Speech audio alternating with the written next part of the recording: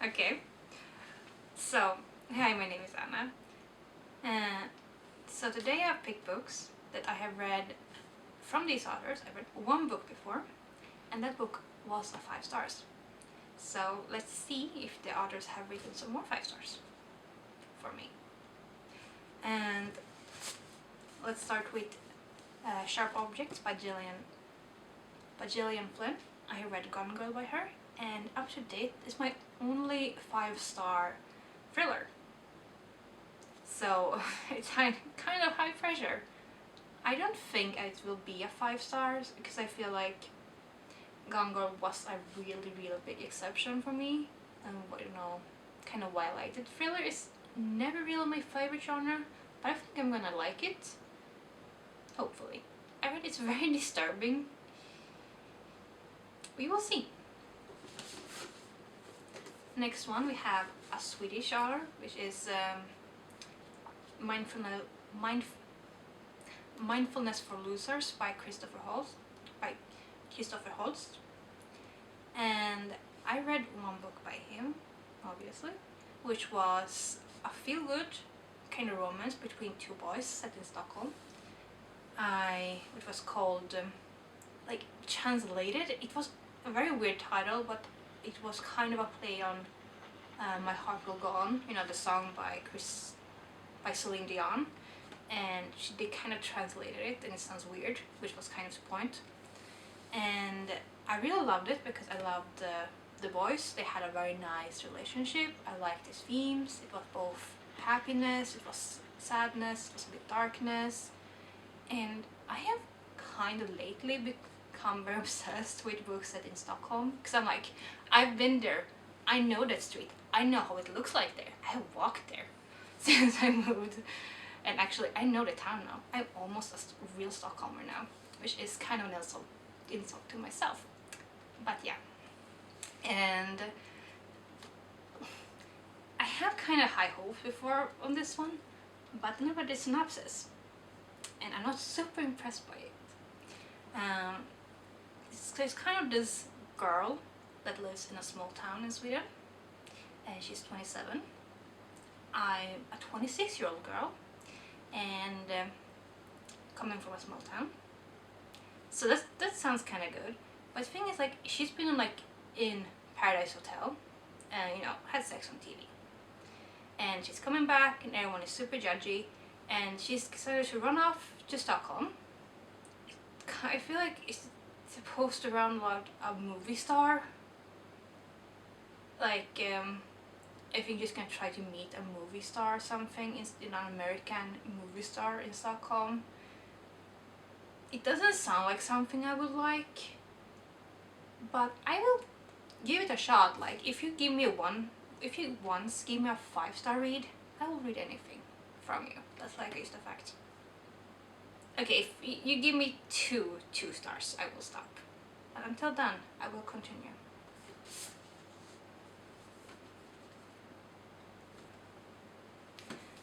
Next one is They Both Die at the End by Adam Silvera. I read History's All You Left Me, which was super cry-worthy, and I cried super much. And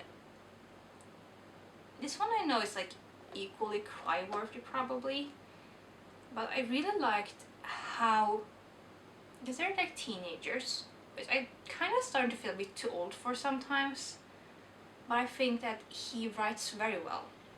He take one thing that the characters do and to show something more about the character very well, I think. And I think that he builds up the characters super well.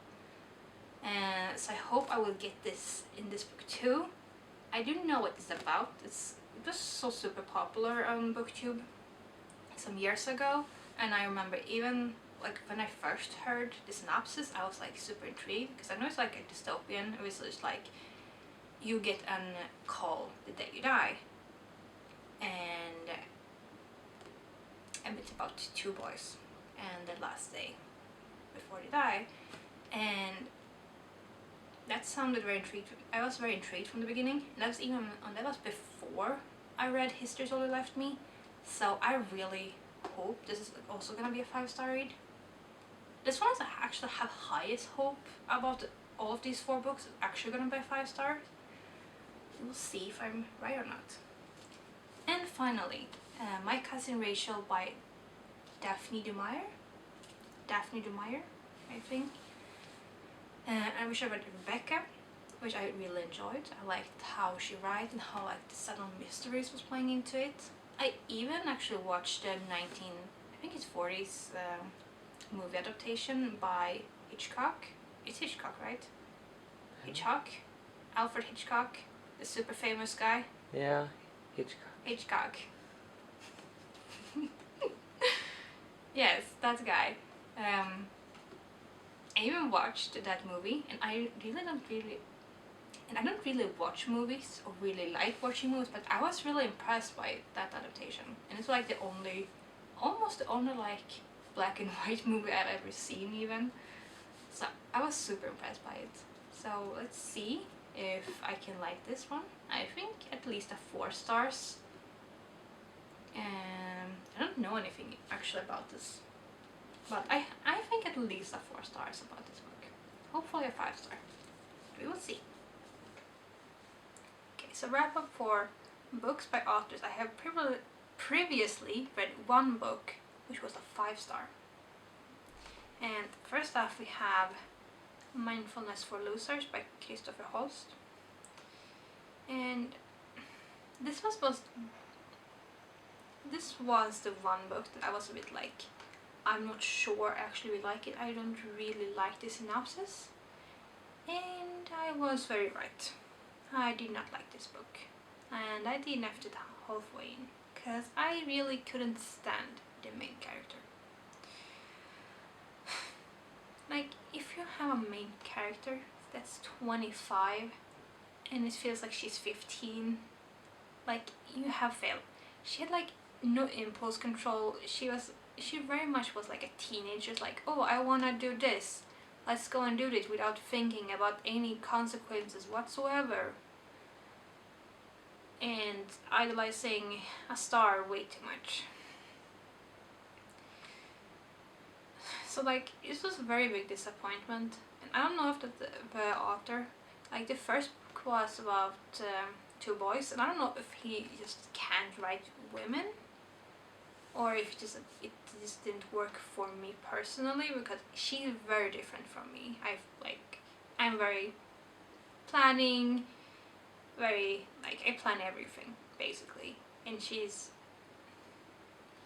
very much not that.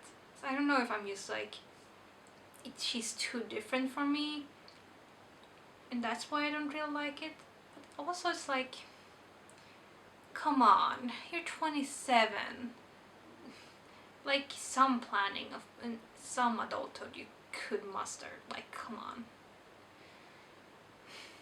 And I also felt it was a bit unrealistic, because in this book, like, she was like in Paradise Hotel and like slept around on live TV basically. And she said like in the book that like as soon as she came home, they like didn't, you know, all of her friends were like didn't want to be friends with her anymore and was like standoffish. But also like, when you came home, had it even aired on TV? Is it live? Is Paradise Hotel live? I don't know. I don't think it's live, right? Okay, maybe I need to Google that. If it's not live, it's a bit kind of big plot hole. Because then they shouldn't have known that she was sleeping on TV, because it hasn't aired yet. If that makes sense. Okay, but like, if the plot sounds interesting to you, I think he writes well. And so if you're Swedish and like the plot, you can pick it up. But if the plot sounds a bit meh to you, don't bother. It doesn't really work. But the next book I have some more positive things to say about, at least, which is They Both Die at the End by Adam Silvera. I read his book History's All You Left Me, which I gave 5 stars, obviously, and I really liked his writing style. Because lately I have not been super into YA, especially like these more contemporary books. I felt like when it's getting too much high school tropes. I'm too old for this, okay? But I really don't get these vibes from him at all. I think he writes extremely well, and I think this book was no exception. He writes phenomenally well, I think. And I like this also a bit more dystopian, because you're gonna get this you're gonna get this text that you're gonna die this day, and I think he used it fairly well. I like that, like, it's a bit like it happens. It's not like big dystopian thing behind and you need to investigate. It's like more like, this is the setting, this is how it is, and this is what the characters do about it. And I liked it. And I did cry a lot. It's not hard to make me cry, to be fair though, but it did make me cry very much. Like, I cried so much, I had a hard time finishing the book because I cried so much. So like, how can you give a book that makes you cry that much anything else than a 5-star? Like, hats off, Adam Silvera. Like, I will read anything that you publish. And then next up we have Sharp Objects by Jillian Flynn. Read Gone Girl by her, and I thought this one was a very different kind of thriller, and it kind of like blew my mind, and I loved it. And I thought about, like, I don't really think I ever will give another thriller like that kind of thriller a 5-star again. It felt like a big exception. But I thought I at least would like this book, and that I did. I think it was a fun read. Very disturbing read. Like, not for the faint of heart, but I think it was a very interesting read, and like, I liked how she writes. I think she writes very well, but I think that, like, the mystery, I think, was done kind of well. It was a bit obvious, but it was at least some twist that I didn't foresee, so it wasn't like complete, like, I know exactly what's going on, it was exactly what happened. But it was some surprises and stuff, so I had a nice time, and I give it a 4-star. And like, if you want a disturbing thriller, like, knock yourself out. I would recommend it. And then finally, My Cousin Rachel by Daphne du Maurier. Daphne du Maurier. Okay, but I read Rebecca, which I gave 5 stars, which I really loved. And this one is similar, but also dissimilar, I would say. The similarity is that also is like mysterious woman, in this case Rachel. And because the mystery around her is a bit like, is she good? Is she evil? What has she actually done? Is she just like, is she just bad luck, or is she just like a bit not well intended? Like, what is her intentions? That's kind of a mystery in the background about this. And for me, it worked very well. It's a very gothic feeling in this like house, and these like letters that is like popping up a bit whenever. And it worked very well for me, and I actually gave this 5 stars. And a lot based on the ending. I think that the ending was the best you could do with this story. I thought it was very well done. But I do not recommend it for people who doesn't I can only recommend it for people who like this like very slow books. Like, if you want the plot-based, fast-paced things happen all the time, do not read this book. You will hate it because nothing is really going on. And I don't feel like I'm over-exaggerating. Nothing is going on. Almost in the entire book, nothing is actually really happening. It's like these small hints and these like conversations, and that's kind of building the story and the mystery, but not much is going on. So if this intrigues you, the like slow-paced, mysterious woman, if that intrigues you, and you liked read it. And if you liked Rebecca, I would also say read it. But if you like fast-paced stories, do not pick this up. You will hate it. So that was all of them, and pretty good. I did 2 5 stars, 1 4, and 1 star. Not too shabby, to be honest. well, I should do more of these videos, because like I did actually enjoy them, and I have a bit hard time, like if I give a book 5 stars, I'm a bit hesitant to pick up more of that author, because then I like, what if I don't like it? I will be disappointed. But it's better to actually read books that you think you will like than just like have them standing on your shelf for years. Like I usually do.